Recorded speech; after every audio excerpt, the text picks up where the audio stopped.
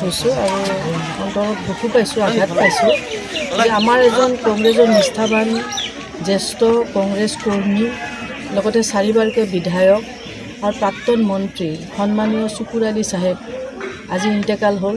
আৰু তেওঁৰ জানাজাত মই আহিছিলোঁ। আজি দেখিলোঁ যে হাজাৰ হাজাৰ মানুহ তেওঁৰ জানাজাত উপস্থিত হৈছে। তেখেতৰ আত্মাৰ প্ৰতি মই শ্ৰদ্ধাঞ্জলি জ্ঞাপন কৰিছোঁ আৰু ভগৱান ঈশ্বৰ আল্লাহৰ ওচৰত প্ৰাৰ্থনা কৰিছোঁ যে তেওঁ যাতে বেহেষ্টত স্থান পায়, তেওঁৰ আত্মাই সদ্গতি পায়, পৰিয়ালৰ যাতে সান্তনা পায়, এইখিনি কামনা কৰিছোঁ। তেখেতে যিমান দিন ৰাজনীতি কৰিছিলে গোটেই নিষ্ঠাবান কংগ্ৰেছৰ আদৰ্শলৈ তেওঁ ৰাজনীতি কৰিছিলে। আৰু তেওঁ মই স্থানীয় বিধায়ক মানে মোৰ সমষ্টি বকো, তেওঁৰ সমষ্টি চেঙা, এই দুয়োটা সমষ্টি আচলতে লগা সমষ্টি। সেইফালৰ পৰা মোৰ ৰাজনৈতিক জীৱনত তেখেতৰ যথেষ্টখিনি সহায় সহযোগিতা মই পাইছিলোঁ, অনুপ্ৰেৰণা পাইছিলোঁ। তেখেতে মোক যথেষ্টখিনি পৰামৰ্শ পাইছিলোঁ, তেখেতে মোক দিছিল। আৰু মোৰ নিৰ্বাচনী প্ৰত্যেকখন সভাত তেখেতে গৈ মোৰ হৈ প্ৰচাৰো কৰিছিল। সেইকাৰণে তেখেতক আজি হেৰুৱাৰ কাৰণে সঁচাকৈ দুখ অনুভৱ কৰিছোঁ। যি নহওক আল্লাহৰ ইচ্ছা, আমি কোনোৱে বাধা দি কাকো ৰাখিব নোৱাৰোঁ। তেওঁ বহুত সময় অসুস্থতাত তেওঁ সময়খিনি কটালে, কিন্তু প্ৰতিটো মুহূৰ্তত যেতিয়াই তেওঁক ফোন কৰোঁ দলৰ কথা খবৰ লয়, এইটো তেওঁ মানে সঁচাকৈ আমি অনুভৱ কৰিছোঁ যে তেওঁ সঁচাই দলক ভাল পাইছিল।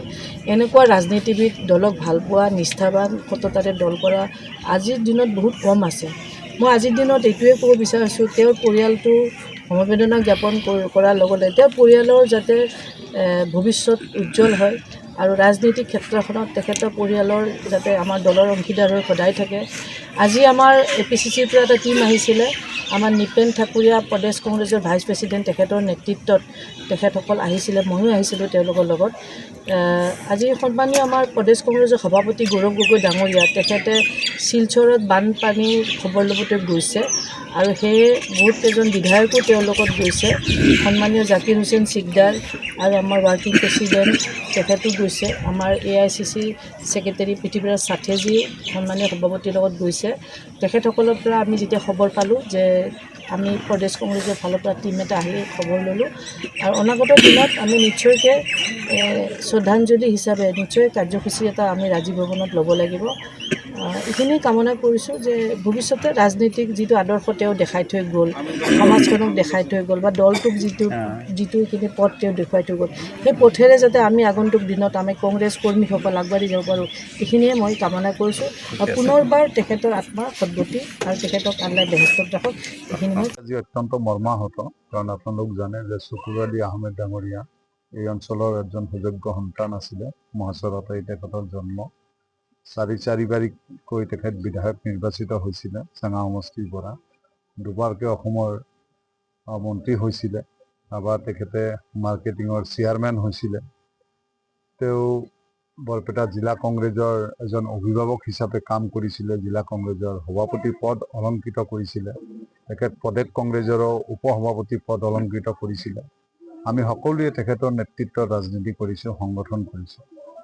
গতিকে আজি তেখেতৰ বিয়োগ কেৱল এই অঞ্চলৰ কাৰণে ক্ষতি নহয়, আমাৰ বৰপেটা জিলাৰ ক্ষতি নহয়, গোটেই অসমৰ কাৰণেই ক্ষতি।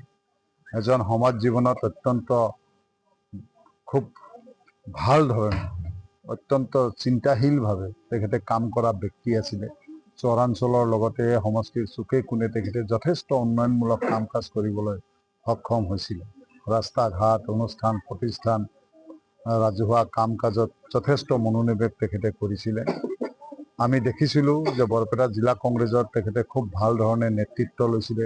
তেওঁৰ নেতৃত্বত জিলা পৰিষদ গঠন হৈছিলে। তেখেতৰ পৰিবাৰ খানম নাজিমা বাইদেউ জিলা পৰিষদৰ চেয়াৰমেন হৈছিলে যোৱাবাৰ।